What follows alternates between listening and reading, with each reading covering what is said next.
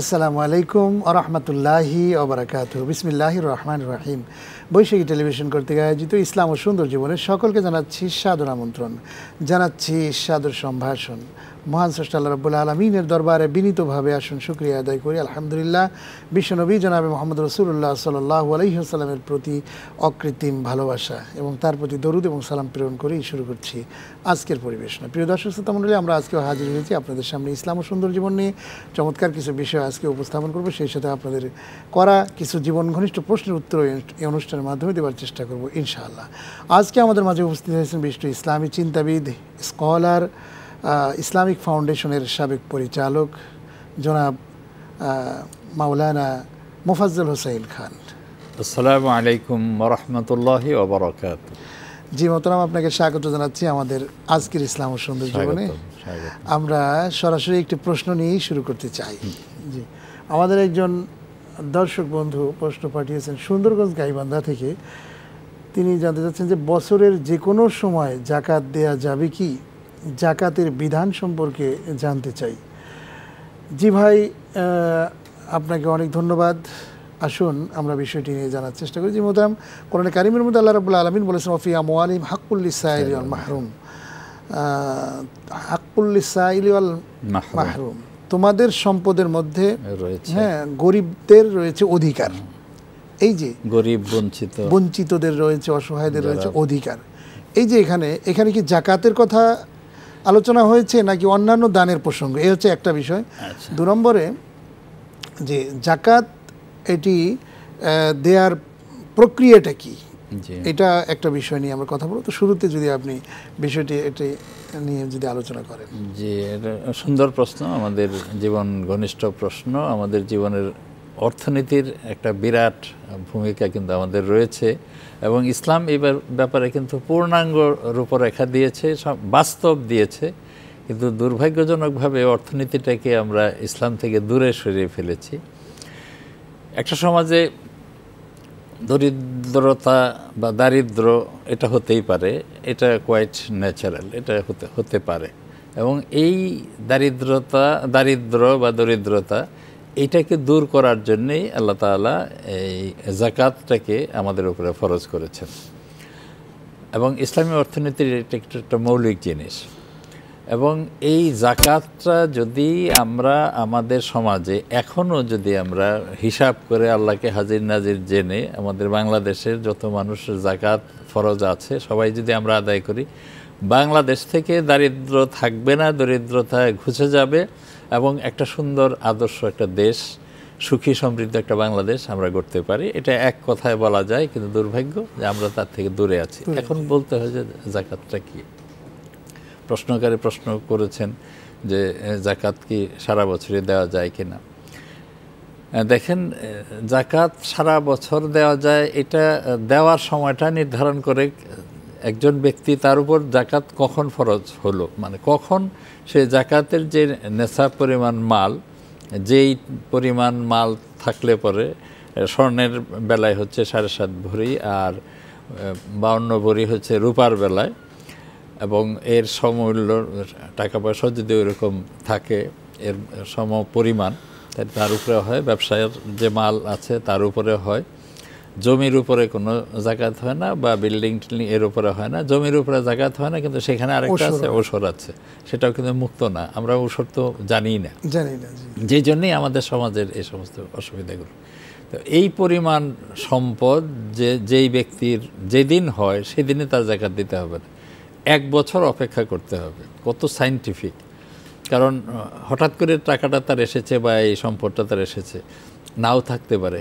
একটু দেখে নেওয়ার জন্য 1 বছর সময় দেওয়া হচ্ছে। 1 বছর যদি শেষ হয়, এরপরে 1 বছর পরে যদি এই পরিমাণ সম্পদ যদি থাকে, তাহলে তার উপরে জাকাত দেওয়া ফরজ। আর যদি না হয়, তাহলে আবার যখন এই পরিমাণ সম্পদ হবে তার থেকে 1 বছর পরে তার উপরে ফরজ হবে।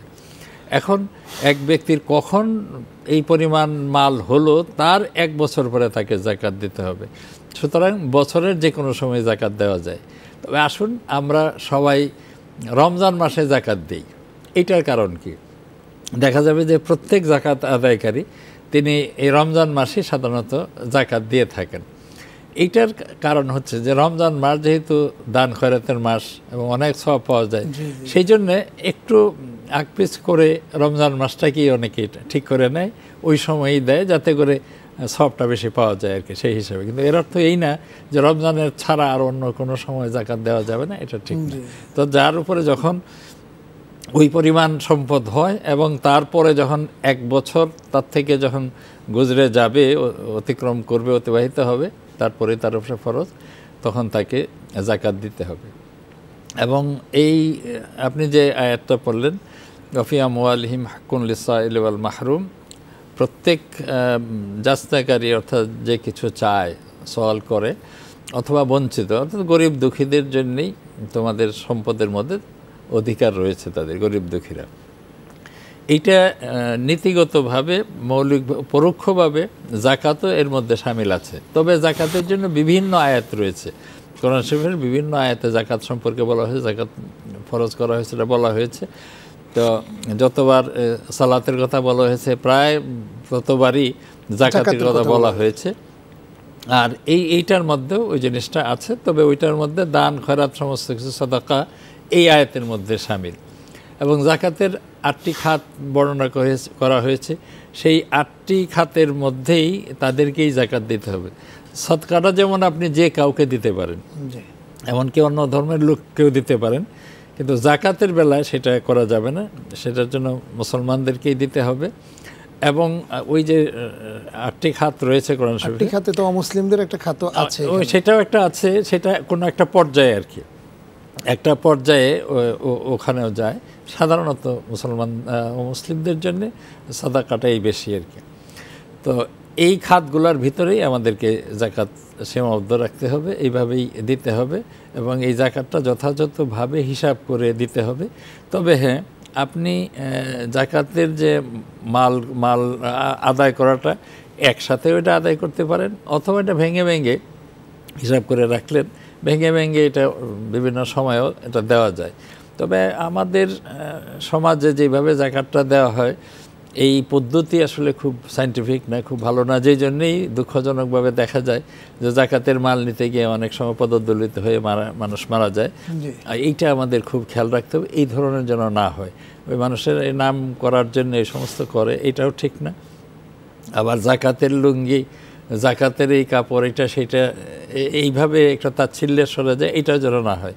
আমাদের জাকাত দেওয়ার সময় খেয়াল রাখতে হবে, আমরা যারা জাকাত দেই আমরা গর্বিত না, গর্বিত হচ্ছে ওই ব্যক্তি যে ব্যক্তি জাকাত গ্রহণ করে। কারণ আমি যদি আমার জাকাতটা যদি আমি ওই ব্যক্তি গ্রহণ না করে, আমাকে জাহান্নামের আগুনে জ্বলতে হবে। আর সেই দরিদ্র ব্যক্তি যদি আমার জাকাতটা যদি না গ্রহণ করে, তার এতটুকু হবে যে একটু কষ্ট হবে, দরিদ্রতার জন্য তার জীবনযাপনে একটু কষ্ট হবে, এর বেশি কিছু হবে না। কিন্তু আমি একজন ধনী ব্যক্তি, এত ধনাঢ্য ব্যক্তি, কিন্তু আমার কিন্তু একদম জাহান্নামের আগুনে জ্বলতে হবে। সুতরাং জাহান্নামের আগুন থেকে যে ব্যক্তিটা আমাকে মুক্ত করলো, তাকে জাকাতটা আমার নিজের হাতে পৌঁছে দেওয়া উচিত এবং সাথে সাথে তার শুকরিয়া আদায় করা উচিত যে আপনি ভাই আমার বড় উপকার করলেন, আমাকে জাহান্নামের আগুন থেকে রক্ষা করলেন। যদি এইভাবে যদি আমরা জাকাত গ্রহণ যারা করেন তাদেরকে এই মর্যাদা যেদিন দিতে পারবো, সেই দিন আমাদের সুষ্ঠুভাবে জাকাত বন্টনটা এটা কার্যকর হবে। তবে আসলে হচ্ছে কি, জাকাতটা এটা রাষ্ট্রীয়ভাবে যদি না হয়, সরকারিভাবে যদি না হয় ব্যবস্থাপনাটা, তাহলে সুষ্ঠুভাবে করাটা খুবই মুশকিল। কিন্তু যেহেতু আমাদের সমাজে এখনও রাষ্ট্রীয়ভাবে প্রাতিষ্ঠানিক রূপ এখনও পায় নাই, অবশ্য চেষ্টা করছেন সরকারও চেষ্টা করছেন। যেমন ইসলামিক ফাউন্ডেশনের আছে, জাকাত বিভাগ একটা রয়েছে ইসলামিক ফাউন্ডেশনে, সেখানে জাকাতের টাকা গ্রহণ করা হয় এবং ওই 8টি খাতকে সামনে নিয়েই সেই টাকা পয়সা খরচ করা হয়। অনেকেই মনে করেন যে সরকারিভাবে এটাকে ঠিকমতো হয় কিনা। আমি নিজে যেহেতু ইসলামিক ফাউন্ডেশনে ছিলাম, দায়িত্বে ছিলাম, আমি নিজে এটার কাজ করেছি, সেই হিসাবে অন্তত আমার জানা মতে, আমি যতদিন ছিলাম বা আমার জানা মতে আমি জানি যে ইসলামিক ফাউন্ডেশনের এটার জন্য শরিয়া বোর্ডও আছে, আলেম ওলামারা আছেন, তাদের পরামর্শক্রমেই আমাদের এই টাকা পয়সা খরচ করা হয়। তো সরকার এইভাবে চাচ্ছে। তো প্রত্যেকটা জিনিস রাতারাতি হয় না, হয়তো এইটাই আস্তে আস্তে বড় হতে হতে এমন সময় হবে যে পুরোপুরি সরকারের নিয়ন্ত্রণে যাবে, এবং সরকারের নিয়ন্ত্রণে যদি এটা পুরোপুরি যায় আর এটাকে যদি ঠিকমতো যদি সরকার আদায় করে, বন্টনের নীতিমালা এবং নিয়ম নীতিটা যদি সরকার করে দেয় বাধ্যতামূলক করে, এবং সেটা করা কিন্তু সুন্দর হবে। ইসলামিক ফাউন্ডেশনের যে বন্টন নীতিমালা আছে, এটাও আমাদের এই দেশের মানে বড় বড় যারা অন্যতম মুহাদ্দিস মুফতি আছেন, যারা আলেম ওলামা আছেন, তাদের পরামর্শক্রমে, বিশেষ করে বাইতুল মুকাররমে যিনি খতিব থাকেন, তারও একটা বড় থাকে, দৃষ্টি থাকে ওই দিকে। সুতরাং ওইটা সরকারি হলেও আমার জানা মতে ওইটা ঠিক। আপনি একটা যথার্থ কথাই বলেছেন যে আসলে জাকাত শুধুমাত্র মানে ইন্ডিভিজুয়াল দিলেই হবে না, জাকাত দেওয়ার একটা সুন্দর সুষ্ঠু নীতিমালা এবং নিয়ম নীতি থাকা উচিত।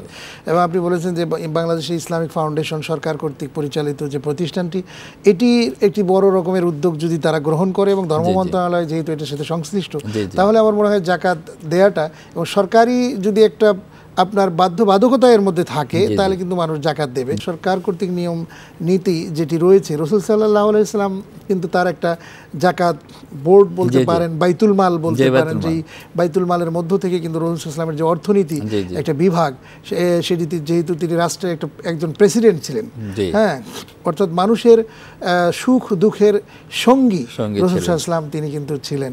তার যে জাকাত দেয়ার এবং জাকাত বন্টন পদ্ধতি, এই পদ্ধতিগুলো তিনি সেই সমাজের মধ্যে অ্যাপ্লাই করে সমাজটাকে এমন করেছিলেন, ঘোষণাই দিয়েছিলেন যে খৈরুল কুরুনি কারনি, সর্বশ্রেষ্ঠ সমাজ, সর্বশ্রেষ্ঠ যুগ হচ্ছে আমার যুগ। এই জিনিসটি কিন্তু রাসূল সাল্লাল্লাহু আলাইহি ওয়াসাল্লাম করেছিলেন। এটা কিভাবে সম্ভব হয়েছিল যদি আপনি এই বিষয়ে এরপরে বলা হয় সুম্মাল্লাযীনা ইয়ালুনাহুম সুম্মাল্লাযীনা ইয়ালুনাহুম, যেটা দিয়ে তাবেই পর্যন্ত এসেছে, সোনালী যুগ বলা হয়েছে, তারপরেই ফিতনা ফাসাদের যুগ, যেই যুগ আমরা অতিক্রম করছি। সুতরাং এখন আমাদেরকে এইটা ওয়ারাসাতুল আম্বিয়া হিসাবে, নবীর ওয়ারিস হিসাবে ওলামারা, আজকের যুগের আলেম ওলামাদের এটা একটা দায়িত্ব হচ্ছে যে এই জাকাত বলেন, ইসলামী অর্থনীতি বলেন, এটা এমন কোনো জিনিস না যে আমরা নতুন করে আমরা এটা প্রচার করছি। এটা আল কোরআন এবং সুন্নায় একেবারে পুরোপুরি এই জিনিসগুলো রয়েছে, রূপরেখা রয়েছে, মৌলিক কথাগুলো সব আল কোরআনে রয়েছে। ইসলামী অর্থনীতির মৌলিক কথাগুলো আল কোরআনে রয়েছে, এবং তার মধ্যে জাকাতও আছে। তো এরপরে তার ব্যাখ্যাস্বরূপ হাদিস শরীফে রয়েছে। তারপরে পরবর্তী যুগে তাবেঈ যুগ, তার পরবর্তীতে উলামায়ে মুতাকাদ্দিমিন মুতাআখিরিনের যুগে আপনার কিতাবুল আমওয়াল আছে। এই কিতাবুল আমওয়ালে কিতাবুল খারাজ আছে, কিতাবুল আমওয়াল আছে। তো এইগুলোতে কিন্তু বিস্তারিতভাবে এই সমস্ত ব্যবস্থাপনা রয়েছে, এবং যেই ব্যবস্থাগুলোর উপরে গবেষণা করে কিন্তু আমাদের দেশে ইসলামী ব্যাংকিং চালু হয়েছে। কোনো এক সময় কি আমরা কোনোদিন চিন্তা করতে পেরেছি যে সুদ ছাড়া ব্যাংক চলতে পারে? আর এখন দেখেন বর্তমান বিশ্বে এখন সুদহীন ব্যাংকিং সিস্টেম সারা দুনিয়া জুড়ে চালু হয়েছে এবং জনপ্রিয় হয়েছে। যারা অমুসলিম, তারাও কিন্তু এইটা ইসলামী ব্যাংকিংটা তারা গ্রহণ করছে। তারা তো এই জন্য না বেহেশতে যাবে, এই জন্য না, লাভ বেশি হয়, লাভ বেশি দেখে তারা ওই দিকে আসছে। তাহলে বোঝা যায় যে ইসলামী ব্যাংকিং এটা লোকসান হয় না। তবে হ্যাঁ, মূল নীতিটা হচ্ছে যে প্রফিট অ্যান্ড লসের ভিত্তিতে হতে হবে। আপনি যে সম্পদটা জমা রাখলেন সেখানে ব্যাংক যদি সেটা দিয়ে ব্যবসা করে যদি লাভ করে তো লাভের ভাগী হবেন, যদি খোদা না করুক লস হয় লসের ভাগী হতে হবে। এইখানেই তফাৎ। আর এইটা যদি না হয়, আপনি শুধু লাভটাই পেলেন, তারপরে ব্যাংকটা দেউলিয়া হয়ে গেল, ইসলাম কিন্তু এই ব্যবস্থা কোনো সময় অনুমোদন করে না। যেখানে দুই পক্ষের এক পক্ষ ধ্বংস হয়ে যাবে, আরেক পক্ষ বড় হবে, ফুলে ফেঁপে যাবে, এটা কিন্তু ইসলাম কোনো সময় হতে দেয় না। তো সেই হিসাবে এই ভিত্তিতে কিন্তু ইসলামী ব্যাংকিংটা সুন্দরভাবে চালিয়েছে। আমি বলবো না যে একেবারে পূর্ণাঙ্গ হয়ে গেছে, কিন্তু চেষ্টা হচ্ছে, গবেষণা হচ্ছে, এটা আরও পূর্ণাঙ্গ হবে আস্তে আস্তে ইনশাআল্লাহ। কিন্তু কোনো একদিন যখন শুরু হয়েছিল তখন তো অনেকেই চিন্তা করেছিল যেটা কী করে সম্ভব, কিন্তু সেটা হয়ে গেছে। তো ঠিক এই জাকাতটাও কিন্তু এখন ইন্স্যুরেন্সের বেলায় তাই, ইন্স্যুরেন্সটা তো একসময় এটা হারামই ছিল, কিন্তু সেটাকেও বিভিন্ন গবেষণার মাধ্যমে কোরআন সুন্নাহর ভিত্তিতে ইন্স্যুরেন্সেরও জায়েজের দিক বের করা হয়েছে, এবং ওইটাও ইসলামী ইন্স্যুরেন্সও চালু হয়েছে। আমার মনে হয় যে জাকাতেরটাও শুরু হয়েছে ইতিমধ্যে, কিছু সংগঠন তারা শুরু করেছে জাকাতের ব্যবস্থাপনা। তো তারা ওইটা এখন আপাতত করতে চলুক। আর এটা ইসলামিক ফাউন্ডেশনে আছে, আমাদের সরকারও চেষ্টা করছে তো আল্লাহর ফজলে আমরা আশা করব আল্লাহ তাআলা আমাদের সরকারকে শুভবুদ্ধি দান করবেন পূর্ণাঙ্গ করার জন্য। রাতারাতি তো হয় না কোনো কিছু, ওভারনাইট কোনো কিছুই হয় না, সুতরাং আমরা নিরাশ হই না। আমরা আশা করব যে সরকার ইসলামিক ফাউন্ডেশনের মাধ্যমে, ধর্ম মন্ত্রণালয়ের মাধ্যমে এই জিনিসটাকে আরও সুন্দরভাবে এটা প্রতিষ্ঠিত করবে। রাসূল সাল্লাল্লাহু আলাইহি ওয়াসাল্লাম যেমন যাকাত আদায় করার জন্য কিন্তু বিভিন্ন জায়গায় লোকে সেটিং করেছিলেন, যেমন হযরত মুআয ইবনে জাবালকে যখন পাঠিয়েছিলেন তখন তিনি যাকাত গ্রহণ করার জন্য তিনি করেছেন, এবং এক পর্যায়ে কিছু লোক যাকাত দিতে অস্বীকৃতি জ্ঞাপন করেছিল, যাকাত দিতে চাইল না। তখন হযরত আবু বকর সিদ্দিক রাদিয়াল্লাহু আনহু কিন্তু রাষ্ট্র ক্ষমতায় ছিলেন, জি, তখন তিনি বলেছিলেন যে যাকাত দিতে চায় না, তাদের বিরুদ্ধে যুদ্ধ ঘোষণা করেছিলেন, এবং বলেছিলেন যে একটা ছাগলের বকরি রশি যদি হয় সেটাও যাকাত তোমাদের কালেক্ট করতে হবে। এবং সেখানে আরেকটা জিনিস বলা হয়েছিল আমাদের যাকাত ব্যবস্থাপনা, ইসলামের যাকাত ব্যবস্থাপনার মধ্যে এটাও বলা হয়েছে, নবী করিম সাল্লাল্লাহু আলাইহি ওয়াসাল্লামের আমলে যখন যাকাত যারা কালেকশন করতো তাদেরকে এটা বলা হতো, পরবর্তীতেও এটা বলা হতো যারা যাকাত কালেকশন করতো, যে তোমরা সেখানে গিয়ে ওই ভালো উটটা, ভালো দুম্বাটা ওইটাই নিয়ে আসবে না। অর্থাৎ যাকাতের যে মাল যেগুলো তোমরা গ্রহণ করবা শুধু বেছে বেছে ভালো ভালোগুলো, ভালো মন্দ দুইটা মিলেই আনতে হবে। কারণ একজন লোকের কাছে, একটা পশুর জাকাতের বেলা একজন লোকের কাছে তার পশুর জাকাত সে দিবে, এখন পশু তার কয়েকটা দিতে হবে, এর মধ্যে তার পালের মধ্যে যে কয়টা পশু আছে তার মধ্যে যদি ভালো ভালোগুলো নিয়ে আসে তাহলে তার জন্য এটা লস হয়। সেই জন্যে আবার যদি খারাপটা আনে তো সেটাও গরিবের হক, এইখানেও লস না হয়, মাঝামাঝি ভালো মন্দ মিশিয়ে আনতে হবে। তাহলে কত বাস্তব এই যাকাতের ব্যবস্থাপনাটা, এটা নবী করিম সাল্লাল্লাহু আলাইহি ওয়াসাল্লামের যুগেও ছিল, পরবর্তী যুগেও ছিল, আমরা মাঝখানে হারিয়ে ফেলেছিলাম, আবার আমরা চেষ্টা করছি এটাকে সুন্দরভাবে করার জন্য। আপনি আসেন এই হজের ব্যাপারটা দেখেন, এক সময় আমাদের দেশে একদম পুরোপুরি সরকারি ব্যবস্থাপনায় হজে যেত, আর কিছু কিছু লোক আমাদের প্রাইভেট ব্যবস্থাপনায় কিছু কিছু পাঠাতো, এটাই ছিল আমাদের। আমি নিজেও আমার চাকরি জীবনে এই হজ ব্যবস্থাপনার সাথে একদম পুরোপুরি যুক্ত ছিলাম।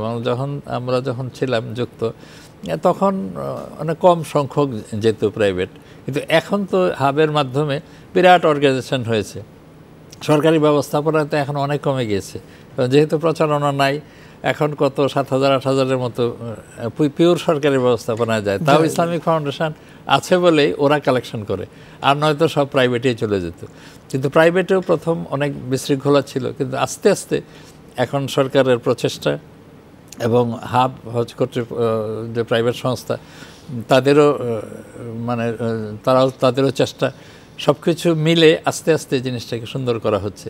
হাজী সাহেবরা এখন ভালোভাবে হজ করতে পারেন, ভবিষ্যতে আরও ভালো হবে। আসলে ব্যবস্থাপনা, প্রত্যেকটা জিনিসই ব্যবস্থাপনা যদি আমরা করতে পারি তাহলে কিন্তু হয়। আর ইসলামের সুবিধাটা হচ্ছে কি, যে আমরা ইসলামের গণ্ডিতে থেকে যদি কোনো কাজ করি তাহলে আল্লাহর ভয়টা আমাদের থাকে। আল্লাহর ভয় যদি আমাদের সামনে থাকে তাহলেই নবী করিম সাল্লাল্লাহু আলাইহি ওয়াসাল্লাম কোন পদ্ধতিতে করেছেন সেইটাও আমাদের সামনে আসে, তখন আর এই ঝামেলাটা থাকে। জি, আমরা সর্বশেষ এই যাকাত বিষয়ে আরেকটি প্রশ্ন করে আমরা অন্যদিকে চলে যাব ইনশাআল্লাহ। সেটি হচ্ছে যে এই যে যাকাত ব্যবস্থা নিয়ে আমরা যাকাতের গুরুত্ব, তাৎপর্য এবং যাকাত ভিত্তিক অর্থনীতি বা অর্থ ব্যবস্থা যদি চালু হয় তাহলে মানে দরিদ্রের, বলা হচ্ছে যে দরিদ্রের নির্মম কষাঘাতে জর্জরিত মানুষগুলো আর দরিদ্র থাকবে না, তারা সত্যিকার অর্থে সঠিকভাবে এবং মানে তারা পূর্ণাঙ্গ ভালোভাবে জীবনযাপন করতে পারবে এবং দরিদ্র নিরসন হয়ে যাবে। এটি আসলে কতটুকুন বাস্তবতা আপনি মনে করেন বর্তমান সময়ে এই যাকাত ভিত্তিক অর্থনীতি চালু করা কি আসলে সম্ভব? এটা খুবই সম্ভব, শুধু আমাদের সদিচ্ছার যদি থাকে, খুবই সম্ভব। আর সমাজের দরিদ্রতা নিরসনের একমাত্র পথ হচ্ছে এই যাকাত ভিত্তিক, সুদ ভিত্তিক অর্থনীতিকে উৎখাত করা এবং যাকাত ভিত্তিক অর্থনীতি সমাজে প্রতিষ্ঠা করা সরকারিভাবে, এটা একমাত্র। কারণ আমাদের সমাজে এখন আছে যাকাত মানে এটা আর একটা ভিক্ষা দেওয়া আর কি, গরিবরে যাকাতের টাকা দেওয়া মানে গরিবের ভিক্ষা দেওয়া। আসলে তো তা না, গরিবের ভিক্ষা দেওয়া না, এটা কম্পালসারি আমাকে দিতেই হবে, নাহলে আমার সম্পদটা হারাম হয়ে গেছে। কারণ আমার যে এত সম্পদের পাহাড়, আমার এটা ততক্ষণ হালাল হবে না যতক্ষণ পর্যন্ত আমরা যাকাত আদায় না করি। তো এইটা আমরা যদি আদায় করি এবং যাকাত যারা গ্রহণ করে তাদেরকে যদি আমরা আমাদের চেয়ে সম্মানী মনে করি, আমাদের ভাই মনে করি, তাহলে তো কিন্তু এই জিনিসটা এবং এত বিভিন্ন গবেষণায় দেখা গেছে যে জাকাত যদি ঠিকমতো আদায় করা হয়, ইনকাম ট্যাক্স অনেক সময় ফাঁকি দেয় মানুষ। ইনকাম ট্যাক্স ফাঁকি দেয় কারণ সরকারের নির্দেশ, এটা তো আর মনে করে যে এর জন্য তো আমার দুজনে যেতে হবে না, ওইরকম একটা ধারণা। কিন্তু সরকারের নির্দেশ যদি সেই ইসলামী ন্যায় নীতির মাধ্যমে যদি সেটা হয়, নিয়ত যদি ভালো হয়, তাহলে সরকারের নির্দেশ না মানলেও কিন্তু জাহান্নামী হইতে হবে, যদি সরকারের নির্দেশটা ইসলামের গণ্ডির ভিতরে যদি হয় আর কি। তো এইভাবে কিন্তু মানুষ ঠিকমতো আদায় করে না, কিন্তু জাকাতটা কিন্তু ঠিকমতো আদায় করে।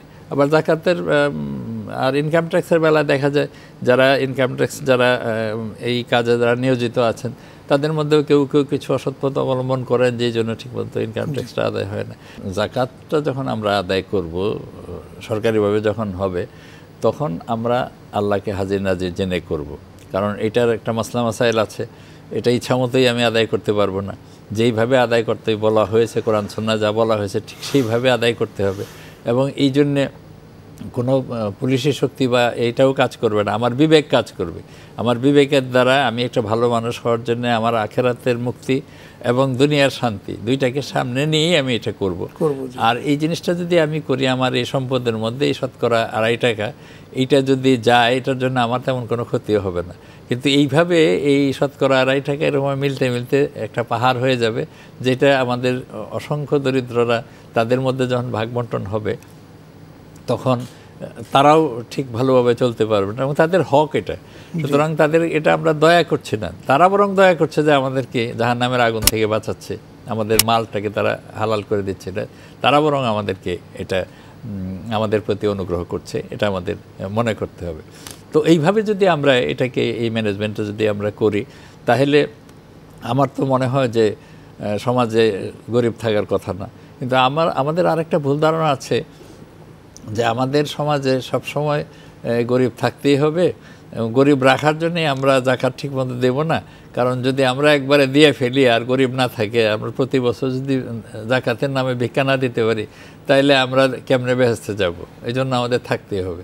এই জন্য কিন্তু জাকাত ব্যবস্থাটা খরচ করা হয় না। জাকাত ব্যবস্থা চালু হয়েছে যে কোনো সমাজে গরিব থাকবে না, এটা আমাকে ধরে নিতে হবে। তারপরেও যদি কোনো কারণে গরিবের একটা সমাজ সৃষ্টি হয়ে যায়, তাহলে বোঝা যাবে যে ইসলামী অর্থনীতির ভারসাম্য নষ্ট হয়ে গেছে। তো সেটাকে ভারসাম্যপূর্ণ করার জন্যে, ইসলামী অর্থনীতিকে ভারসাম্য করার জন্যেই এই জাকাতটাকে আনা হয়েছে। তো এই জাকাতের মাধ্যমে তাদেরকে ইয়ে করতে হবে, ধনী করতে হবে। ধনী করতে হবে না, তারা যেন খেয়ে পরে বাঁচতে পারে, স্বাবলম্বী করতে হবে। যেমন আমাদের নবী করিম সাল্লাল্লাহু আলাইহি ওয়াসাল্লামের যুগটা যে আমরা দেখি, সেই সময় মানুষ কত দারিদ্র্যের কষাঘাতে তখন তারা জর্জরিত ছিল। কিন্তু এই জাকাত ভিত্তির মাধ্যমে এমন হয়েছে যে এই জাকাতের মাধ্যমে নেওয়ার মানুষ তখন পাওয়া যেত না আর কি। আমাদেরও ঠিক সেইভাবে করতে হবে। আমরা যখন আমাদের এই সমাজটাকে আমরা এমনভাবে সুন্দরভাবে আমরা করতে পারি যে আমাদের সমাজে কিন্তু নেওয়ার লোক পাওয়া যাবে না।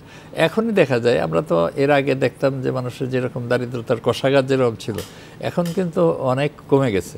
আগে যখন আমরা গ্রামে গিয়েছি, বাড়িতে গিয়েছি, দেখছি যে মানুষের ঘর নাই, থাকার ঘর নাই, তারপরে খাবার নাই, চারদিকে এসে মানুষ সাহায্য চাইতো।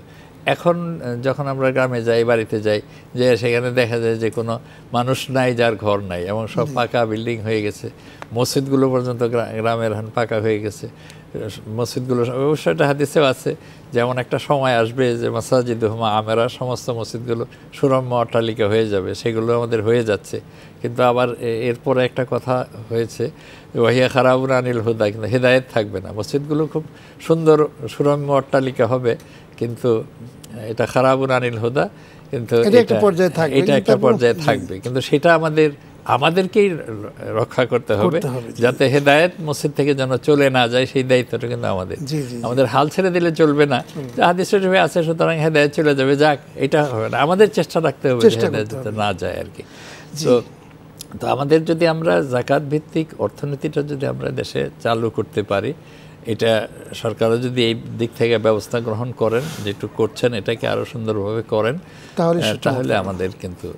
অনেক ধন্যবাদ। অত্যন্ত চমৎকারভাবে আজকে আমরা পুরো আলোচনায় যে বিষয়টা আমরা বুঝলাম, সেটি হচ্ছে যে আসলে অর্থনৈতিক চাকা শক্তিশালী হবে তখনই যদি আসলে কোরআন সুন্নাহর ভিত্তিতে জাকাত ভিত্তিক অর্থ ব্যবস্থা চালু হয়, মানুষ দারিদ্র্য মুক্ত হবে। আপনাকে অনেক ধন্যবাদ বৈশাখী টিভির ইসলাম ও সুন্দর জীবন থেকে। জি, আপনাকেও ধন্যবাদ। বৈশাখী টিভির অগণিত দর্শক শ্রোতা সবাইকে ধন্যবাদ।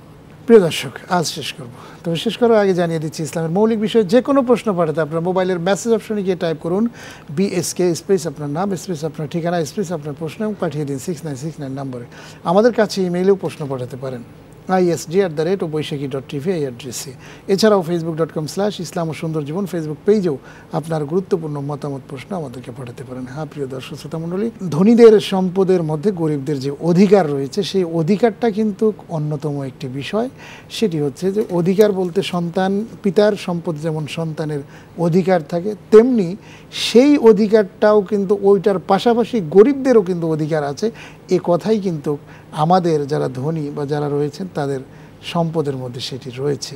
সেই অধিকারটা কিন্তু দিয়ে দেওয়া, এটাই হচ্ছে সকলের কর্তব্য। আসুন যাদের জন্য জাকাত ফরজ তারা যেন এই কাজটি করি, এই হোক আমাদের চেষ্টা সাধনা। আজ শেষ করবো, আবার দেখা হবে।